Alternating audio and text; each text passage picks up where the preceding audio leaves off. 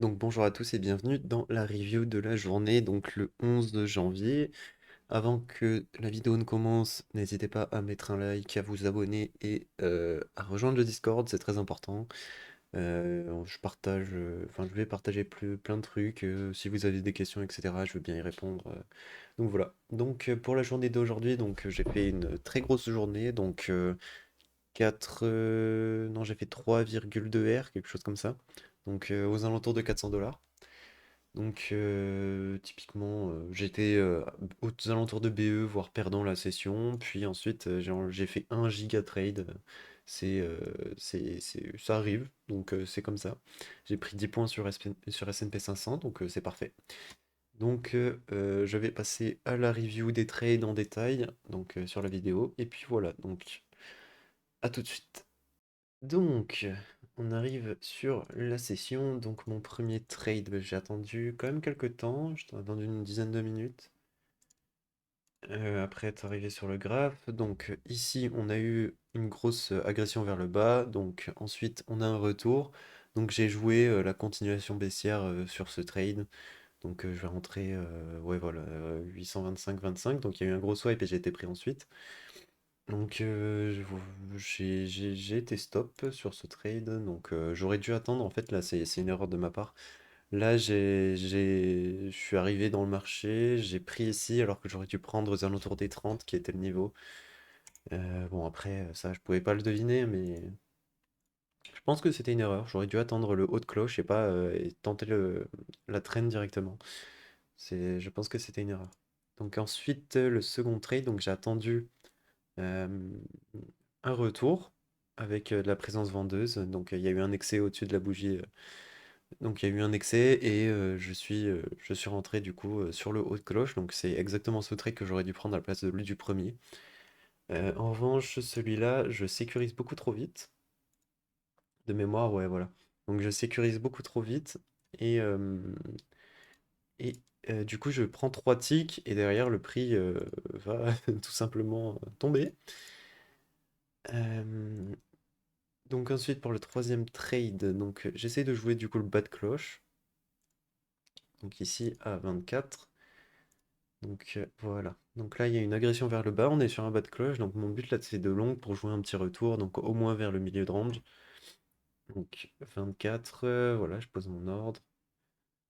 Et ensuite, voilà, il y a pas beaucoup de suspense, j'étais en profit un peu au début, mais ça va vite vers le bas, quoi. C'était le début de la traîne baissière d'aujourd'hui, donc ensuite, j'attends du coup un retour. Là, on a eu un breakout du sort de M. Donc là, mon but, c'est d'attendre un petit excess et de prendre un retour sur la zone de break, quoi, sur la neckline. Donc c'est exactement ce que je vais faire. Donc je vais être short à 19,25 et je vais jouer un point plus bas du coup.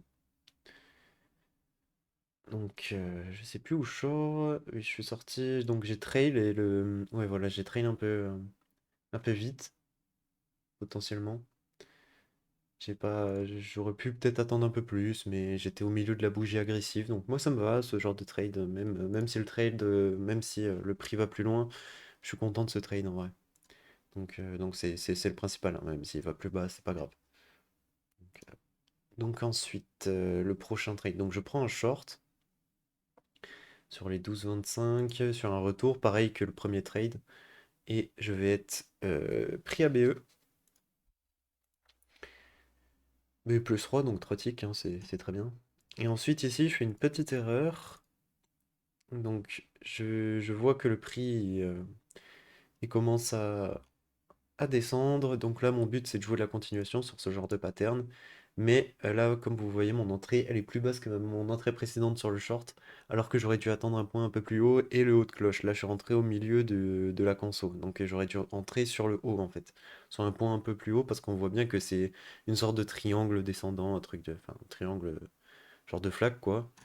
Et j'aurais dû rentrer un peu plus haut, et là, c'était mon erreur, et du coup, je vais être stoppé à un ou deux ticks près. Et ensuite, le prix part. Donc sans les deux erreurs-là, j'aurais déjà pris deux gros moves. Comme quoi, des fois, ça se joue à pas grand-chose, à des petits détails, mais. Et voilà. Donc ensuite, je commence à jouer des longues, parce qu'on commence à être en excess. Donc on était sur une zone de support, mais malheureusement il passe pas, tant pis, c'était un bon long, même s'il marche pas. Donc ce trade il était bon. Ensuite, je rejoins un long un peu plus bas, donc sur les 90. Donc là, comme vous voyez là à gauche, il y a 1500 contrats qui sont exécutés sur un niveau. Donc là, mon but, ça va, ça va être de prendre un retour, parce qu'il y a une grosse absorption. Donc ça veut dire qu'il y a un acheteur passif qui est rentré dans le marché. Et donc là, je prends une dizaine de ticks sur ce retour. Donc ensuite, on va voir exactement le même phénomène sur mon dernier trade. Donc sur le bas, donc il y a eu aussi 1000 contrats. J'ai pas pu rentrer une deuxième fois sur celui-là. Comme vous voyez, normalement, voilà. Donc j'essaye de... non, c'est pas là. Ouais, voilà, j'essaye de rentrer ici, mais j'ai pas été pris. Donc étant donné qu'il m'a pas pris, je vais pas chase le marché. Mon entrée est passée, tant pis pour moi. Et puis on passe à l'opportunité suivante, quoi. Donc ensuite, j'attends de nouveau un point là où il y a eu l'absorption. Donc de retour vers les 88. Et comme vous voyez, je cherche à acheter sur ce point. On voit 600 contrats absorbés, donc c'est ce que je cherchais. Et du coup, on laisse le prix faire. Donc je m'attendais quand même à un petit retour, donc un petit retracement. Et du coup, bah, c'est ce trade-là qui va partir, tout simplement, qui va aller assez loin quand même.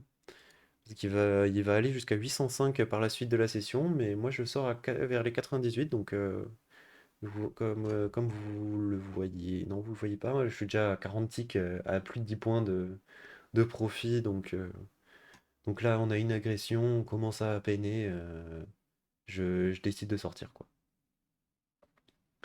Donc à 98,50, donc ça fait 41 ticks, ce qui représente 512 dollars sur S&P. Et donc ça conclut ma session, tout simplement. Donc comme quoi, il y a quand même quelques petites erreurs qui auraient pu faire que la journée était bien mieux, mais en tout cas, les idées étaient là, et puis un jour ça passera mieux, et puis c'est tout. Donc voilà pour cette session.